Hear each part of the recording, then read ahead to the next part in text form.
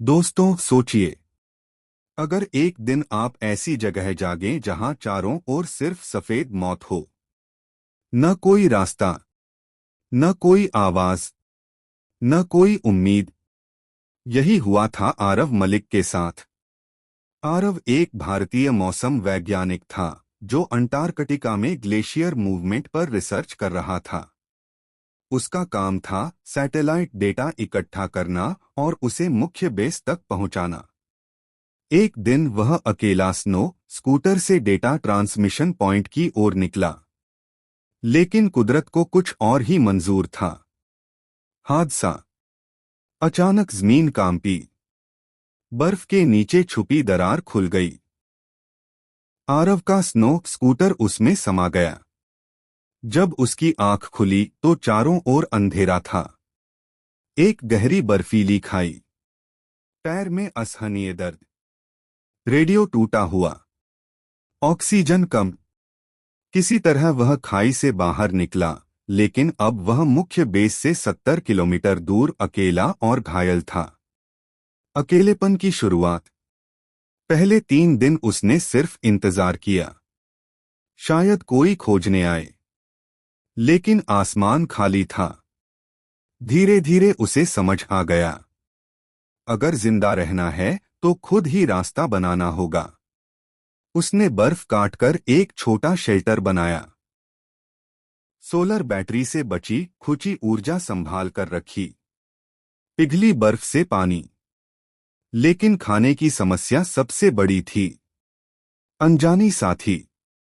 5वें दिन जब वह कमजोर पड़ चुका था, उसने दूर कुछ अजीब देखा। एक टूटा हुआ ड्रोन और उसके पास एक इंसानी आकृति। वह एक महिला थी, एलिसा, एक जैव इंजीनियर। उसका रिसर्च ड्रोन क्रैश हो गया था और वह बर्फ में बेहोश पड़ी थी। शरीर में तेज बुखार, सांसें अनियमित। आरव के पास 2 रास्ते थे, उसे वहीं छोड़ दे या अपनी जान जोखिम में डालकर उसे बचाएं। उसने दूसरा रास्ता चुना। 2 जिंदगियों की लड़ाई। आरव ने अपने शेल्टर में एलिसा को रखा, अपने खाने का आधा हिस्सा उसे दिया, दिन रात उसकी देखभाल की।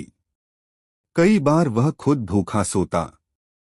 एलिसा होश में आई, लेकिन बोल नहीं पा रही थी, सिर्फ आंखों से शुक्रिया कहती। धीरे धीरे वे इशारों में बातें करने लगे। उम्मीद की किरण। ड्रोन के टूटे हिस्सों से आरव ने एक छोटा इमरजेंसी बीकन बनाया।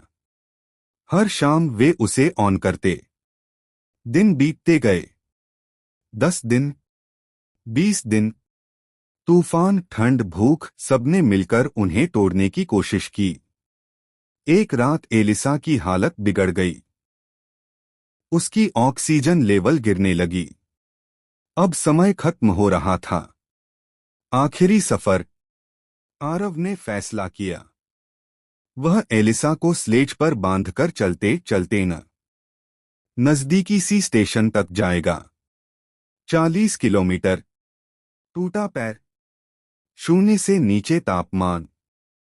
हर कदम मौत के करीब था। कई बार वह गिरा, कई बार उठ नहीं पाया, लेकिन हर बार एलिसा की आंखें उसे वापस खड़ा कर देती। टूटती उम्मीद। आखिरी दिन उन्होंने दूर एक स्टेशन देखा। हेलीकॉप्टर खड़ा था। आरव ने आखिरी फ्लेयर जलाया, लेकिन हेलीकॉप्टर उड़ गया। आरव घुटनों पर गिर पड़ा। उसने सब हार मान ली। एलिसा ने उसका हाथ पकड़ा। कमजोर आवाज में सिर्फ एक शब्द बोली, यू ट्राइड। चमत्कार नहीं, इंसानियत। कुछ मिनट बाद हेलीकॉप्टर वापस लौटा। उन्होंने आखिरी पल में सिग्नल देख लिया था। आरव और एलिसा को अंदर लिया गया। गर्म कंबल, मेडिकल मदद। आरव बेहोश हो गया, मुस्कुराते हुए। अंत। बाद में पता चला, आरव ने 82 दिन अंटार्कटिका में बिताए। एलिसा को बचाते हुए उसने अपना करियर